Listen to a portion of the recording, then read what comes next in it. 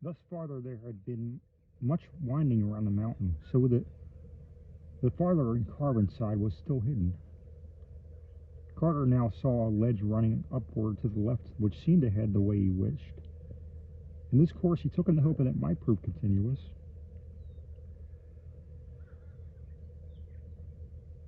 After 10 minutes, he saw it was indeed no cul-de-sac, but that it led steeply on in an arc which would, unless suddenly interrupted or deflected, would bring him after a few hours climbing to that unknown southern slope overlooking the desolate crags and accursed valley of lava. As new country came into view below him, he saw that it was bleaker and wilder than those seaward lands he had traversed. The mountainside, too, was somewhat different, being here pierced by curious cracks and caves, not found on the straighter route he had left.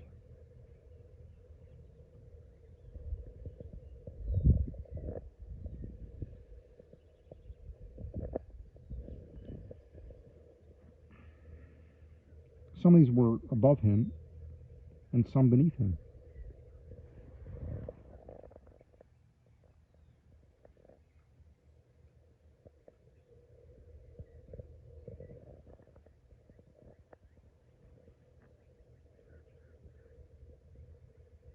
All opening on sheerly perpendicular cliffs and wholly unreachable by the feet of man.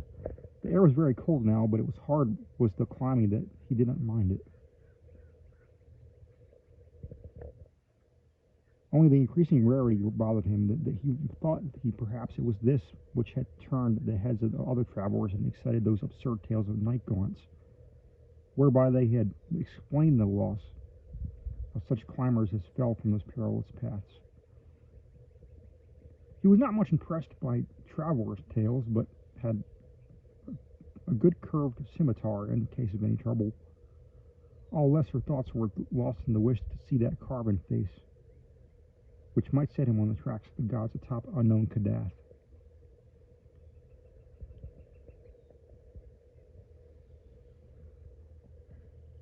At last, in the fearsome iciness of upper space, he came round fully to the hidden side of Negranic, and saw an infinite gulfs below him.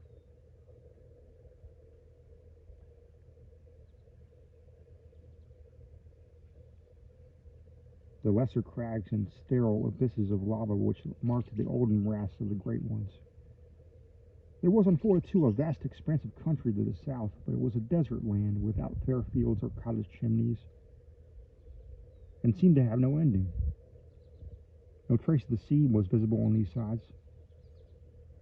For Oriab was a great island. Black caverns and odd crevices were still numerous on those sheer vertical cliffs,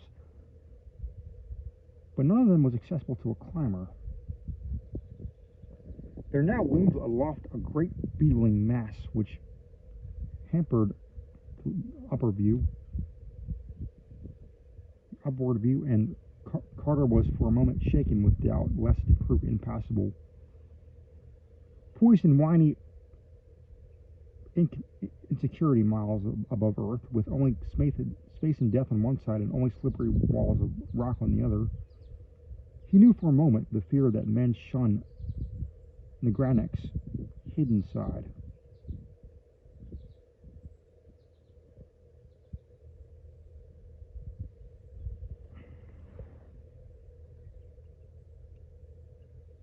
He could not turn round, yet the sun was already low. If there were no way aloft, the night would find him crouching there still, and the dawn would not find him at all. But there was a way, and he saw it in due season. Only a very expert dreamer could have used those imperceptible footholds, yet to Carter they were sufficient. Surmounting now the outward hanging rock, he found the slope above much easier than that below, since great glaciers melting left a generous space with loam and ledges. To the left, a precipice dropped straight from unknown heights to unknown depths, with a caved dark mouth just out of reach above him. Elsewhere, however, the mountain slanted back strongly, and even gave him space to lean and rest. He felt from the chill that he must be near the snow line, and looked up to see what glittering pinnacles might be shining in that late ruddy sunlight. Surely enough, there was snow uncounted thousands of feet above, and below it a great beetling crag like that he had just climbed, hanging forever in bold outline, black against the white of the frozen peak. And when he saw that crag, he gasped and cried out aloud and clutched to the jagged rock in awe, for the Titan bulge had not stayed as Earth's dawn had shaped it, but gleamed red and stupendous in the sunlight with the carved and polished features of a god. Stern and terrible shone that face that the sun lit with fire.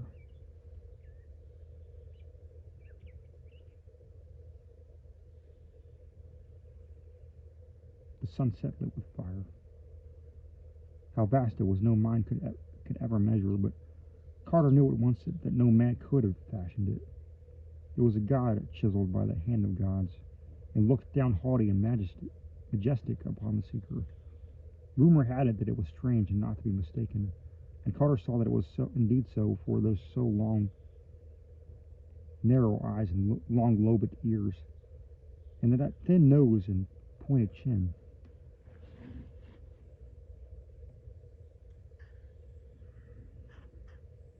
All spoke of a race that is not of men but of gods. He clung overawed in that lofty and perilous eyrie, even though it was this which he had expected and come to find, for there is in a god's face more marble than prediction can tell, and when that face is vaster than a great temple and seen looking down at sunset in the cryptic silences of the upper world from whose dark lava was divinely hewn of old, the marvel is so strong that none may escape it. Here, too, was the added marvel of recognition, for although he had planned to search in all dreamland for all those whose likeness to this face might mark them as God's children, he now knew that he need not do so.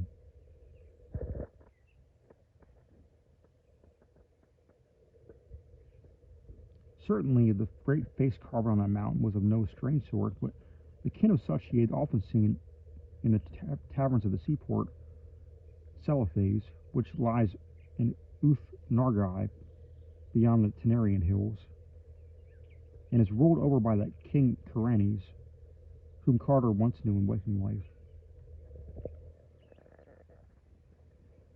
Every year the sailors which such a face came in dark ships from the north to trade their onyx for the carved jade and spun gold and little red singing birds of Celophae, and it was clear that these could be no others than the half-gods he sought.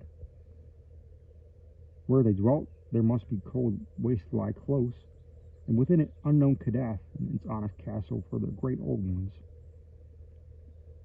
So to Celophae he must go, far distant from the Isle of Oriab, and in such parts as would take him back to Dilathaline and up the Skye to the bridge by Near, and again to the enchanted wood of the Zoogs, whence the way they would bend northward to the garden lands by Ukaranos to the gilded spires of Thran, where he might find a galleon bound over the Serenarian Sea. But dusk was now thick, and the great carven face looked down even sterner in shadow.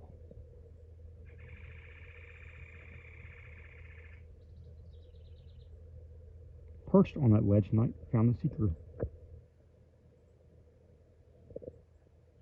And in the blackness he might neither go down nor up, but only stand and cling and shiver in that narrow place till day came, praying to keep awake lest sleep send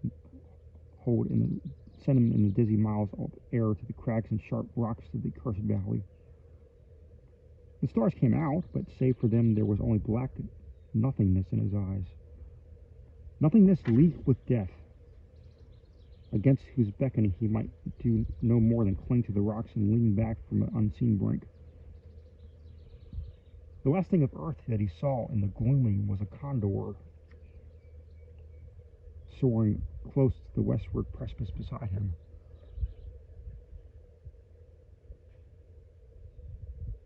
And darting screaming away when it came near this cave whose mouth yawned just out of reach.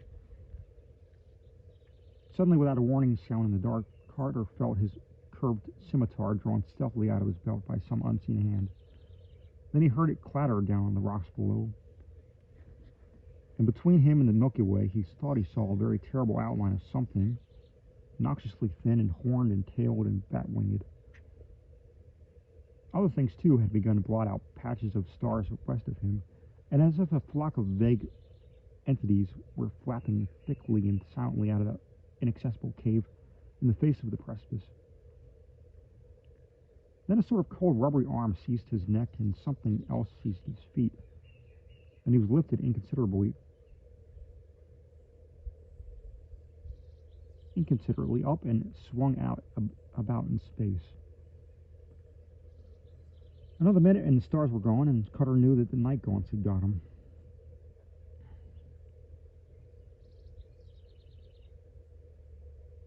They bore him breathless in that cliffside cavern and through monstrous labyrinths beyond. When he struggled, at first he did by instinct, they tickled him with deliberation.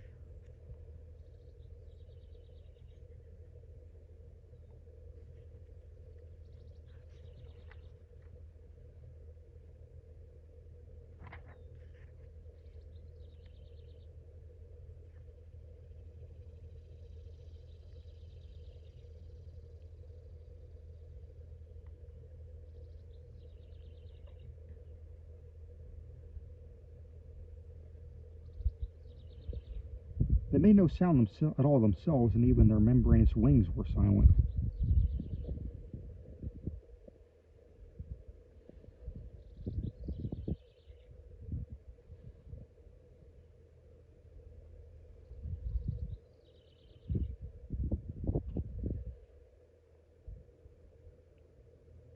They were frightfully cold and damp and slippery, and their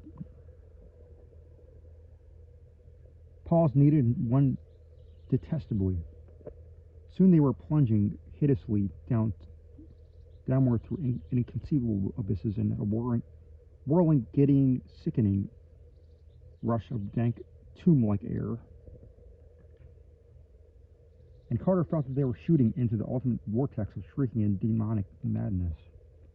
He screamed again and again, but whenever he did so, the black paws tickled him with greater subtlety.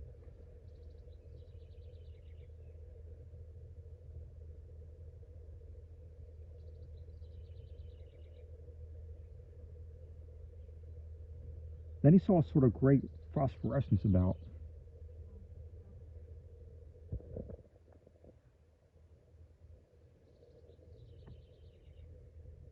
And guessed they were coming even to that inner world of subterranean horror of which dim legends tell.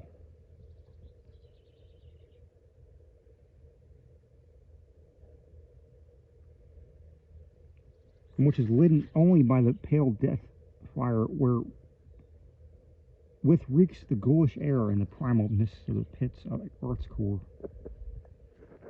At last, far below him, he saw the faint lines of gray, ominous pinnacles which he knew must be the fabled peaks of Thok. Awful and sinister they stand in the haunted dusk of sunless and eternal depths, higher than man may reckon, and guarding terrible valleys where the bulls crawl and burrow nastily. But Carter preferred to look at them and at his captors, which were indeed shocking and uncouth black beings with smooth, oily, whale-like faces, surfaces, unpleasant horns that curved inward toward each other, bat wings whose beating made no sound, ugly, prehensile paws and barbed tails that lashed needlessly and disquietingly. And worst of all, they never spoke or laughed, and never smiled because they had no faces at all to smile with, but only suggested blankness where a face ought to be. All they ever did was clutch and fly and tickle. That was the way of night gaunts. As the band flew lower than the peaks of Thok rose gray and towering on all sides, and one saw clearly that nothing lived on that austere and impassive granite of endless twilight. At lower still levels, the death fires in the air gave out, and one met only the primal blackness of the void save aloft where the thin peaks stood out goblin-like. Soon the peaks were very far away, and nothing about but great rushing winds, where the dankness of the nethermost worked grottos in them. Then in the end of the night gaunts landed a floor of unseen things which felt like layers of bones, and left Carter alone, all alone in that black valley. To bring him thither was the duty of the night gaunts that guarded the granite, and this done, they flapped away silently. When Carter tried to trace their flight, he found he could not, since even the peaks of Thok had faded out of sight. There was nothing anywhere but blackness and horror and silence and bones. Now Carter knew from a certain source that he was in the Vale of Kadath, where crawl and burrow the enormous bowls. But he did not know what to expect, because no one had ever seen a bowl, or even guessed what such a thing may be like. Bowls are known only by dim rumor, from the rustling they make among mountains of bones and the slimy touch they have when they wriggle past one. They cannot be seen, because they creep only in the dark. Carter did not wish to meet a bowl, since so listen intently for any sound in the unknown depths of bones about him. Even in this fearsome place he had a plan and an objective, for whispers of Kadath and its approaches were not unknown to one with whom he had talked much in old days.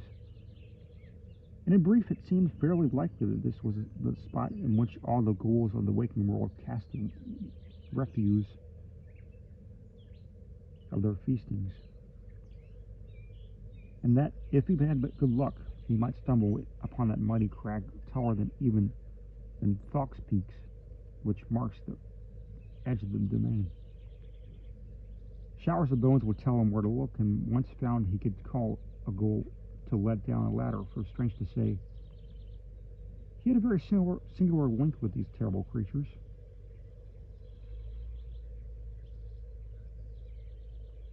A man he had known in Boston, a painter of strange pictures with a secret studio in an ancient and unhallowed alley near a graveyard, had actually made friends with the ghouls and had taught him to understand the simpler part of their disgusting meeping and glibbering.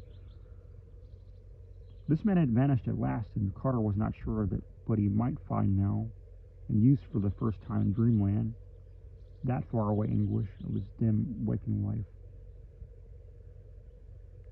In any case, he felt he could persuade a ghoul to guide him out of Kadath, and it would better meet a ghoul which one could see than a bowl which one could not see. So Carter walked in the dark and ran where he thought he heard something among the bones underfoot. Once he bumped into a stony slope and knew it must be the base of the Thok's peaks. Then at last he heard a monstrous rattling and clatter which reached far up in the air, and became sure he had come nigh the crags of the ghouls.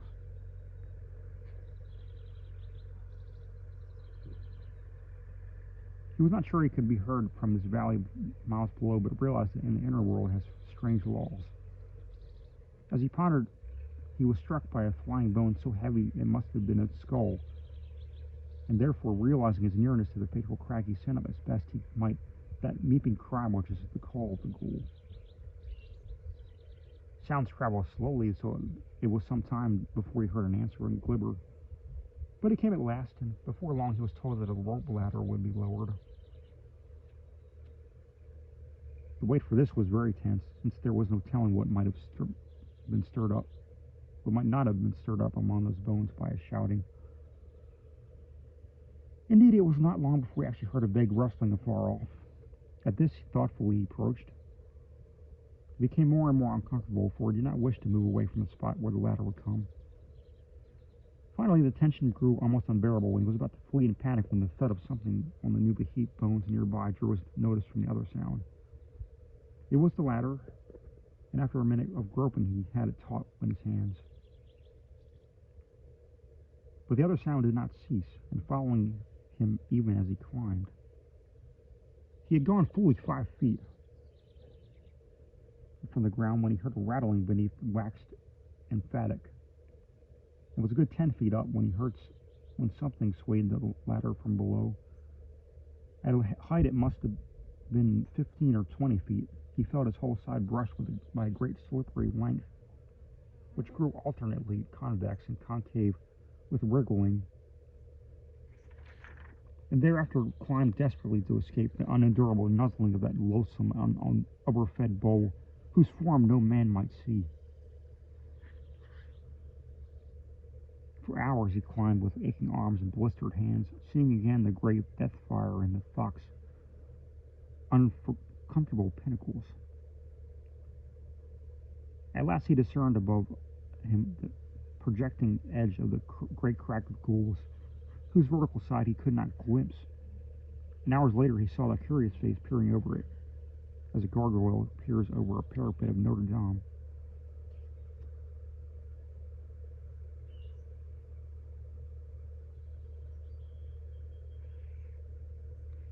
This one almost made him lose his hold through faintness, but a moment later he was himself again.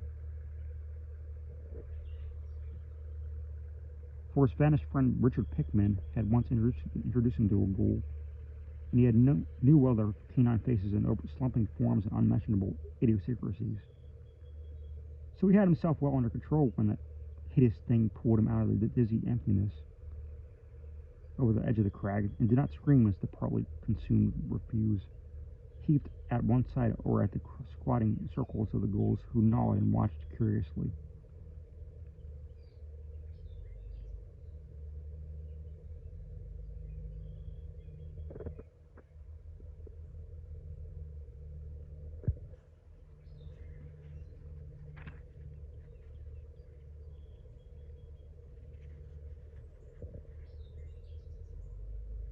He was now on a dim-lit plain whose sole topographical features were great boulders and entrances of burrows. The ghouls were in general respectful even if one did attempt to pinch him, while others eyed his leanness speculatively. Through patient glibbering, and he made inquiries regarding his vanished friend, and found that he had become a ghoul of some prominence, and this is near the waking world. A greenish elderly ghoul offered to conduct him to Pickman's present habitation. So despite a natural loathing, he followed the creature into a capacious burrow and crawled after him for hours in the blackness of the rank mold. They emerged on a dim plain strewn with singular relics of earth, old gravestones, broken urns, and grotesque fragments of monuments. And Carter realized that with some emotion that he was probably nearer the waking world than any other time since he had gone down the 700 steps, from the cavern of flame to the gate of the deeper slumber. There, on a tombstone of 1768 stolen from a granary burying ground in Boston, sat the ghoul which was once the artist Richard Upton Pickman. It was naked and rubbery and had acquired so much of the ghoulish physiognomy that its human origin was already obscure. But it still remembered a little English and was able to converse with Carter in grunts and monosyllables, helped out now and then by the glibbering of ghouls. When it learned that Carter wished to go to the Enchanted Wood, it was from there to the city of Celophace in Uth Nargai beyond the Ternarian hills. It seemed rather doubtful, for these ghouls of the waking world do no business in the graveyard of Upper Dreamland, leaving that to the web-footed womps that are spawned in dead cities. And many things intervene betwixt the Gulf and Enchanted Wood, including the terrible kingdom of the Gugs. The Gugs, hairy and gigantic, once reared stone circles in that wood, and made strange sacrifices to other gods. And the crawling chaos Nyarlathotep, until one night an abomination of theirs reached the ears of the earth's gods, and they were banished to the cave caverns below.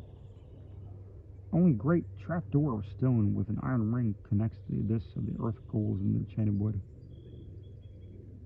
And this the Gugs are afraid to open because of a curse.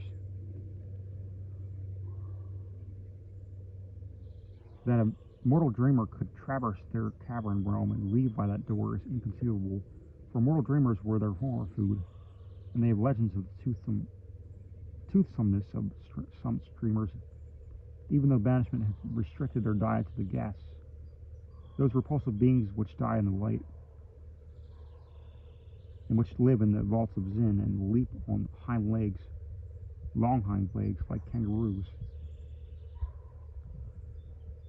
So the ghoul that was Pikmin advised Carter to either leave the abyss at Sarkamond, that deserted city in the valley below Lang, where black nitrous stairways guarded by winged diorite lions lead down from Dreamland to the lower gulfs, or to return through its churchyard to the waking world and begin the quest anew, down the 70 steps of light slumber to the cavern flames, and the 700 steps to the gate of deeper slumber in the enchanted wood. This, however, did not suit the seeker, for he knew nothing of the way from Lang to Uth-Nargai, and was likewise reluctant to awake lest he forget all he had so far gained in this dream. It were disastrous to his quest to forget the august and celestial faces of those seamen from the north who traded in onyx and cellophane, and who, being the son of gods, must point the way to the cold wastes in Kadath where the great ones dwell.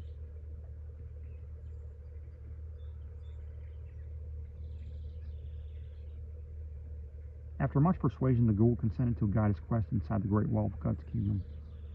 There was one chance that Carter might be able to steal through that twilight realm of circular stone towers at an hour where the giants were all gorged and snoring indoors, and reach the central tower where the sign of Koth upon it, which has the stairs leading up to that stone trapdoor in the enchanted wood. Pikmin even consented to lead 3 ghouls to help with a tombstone lever in raising the stone door, for of ghouls the Gugs are somewhat afraid, and they often flee to their own colossal graveyards where they see feasting there.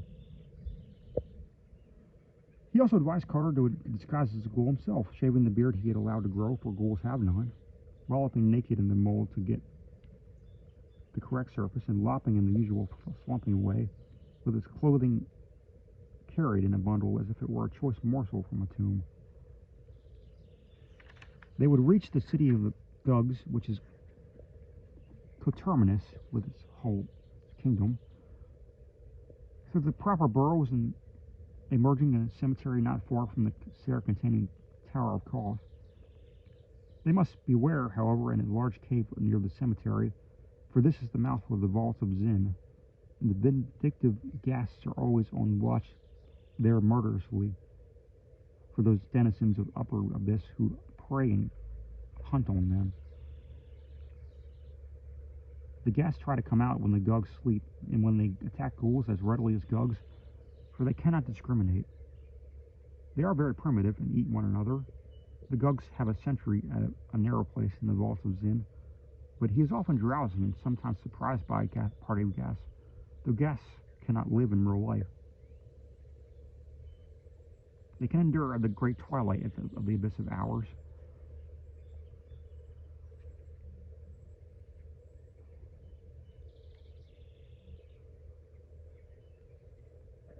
So at length Carter crawled through the endless burrows with 3 helpful ghouls bearing the slate gravestone of Colonel Nehemiah Turby, Obit, 1719, from Charter Street burying ground at Salem.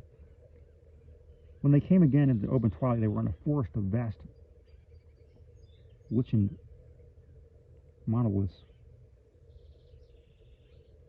reaching nearly as high as the eye could see, and forming the modest gravestones of the Gugs. On the right of the hull of the which they wriggled, and seen through the aisles of the monoliths,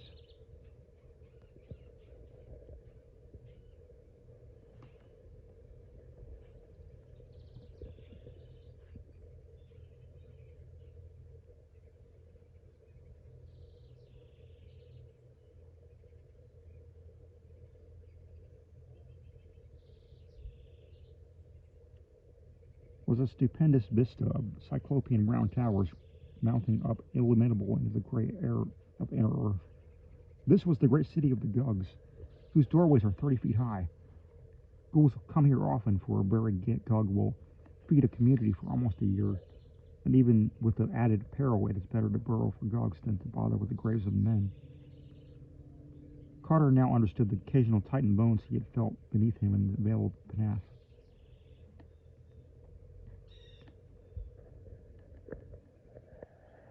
Straight ahead, just outside the cemetery, rose a sheer perpendicular cliff at whose base an immense and forbidden cavern yawned.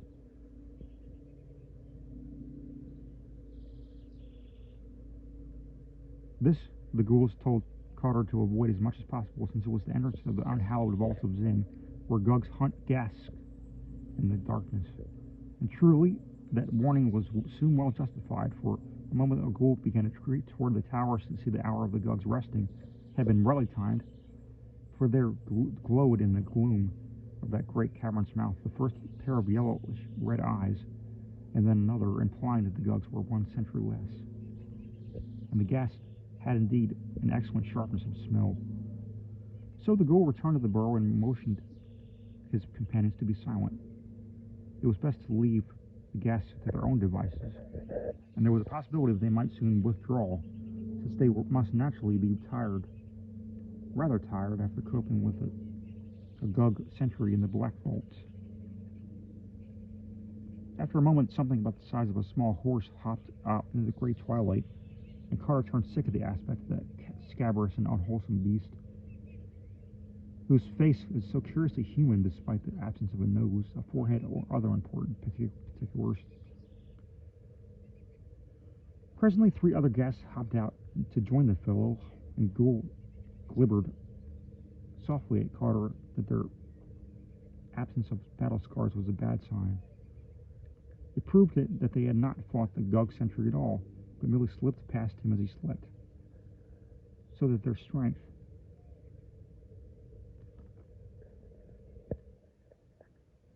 and savagery were unimpaired and would remain so till they had found and disposed of the victim.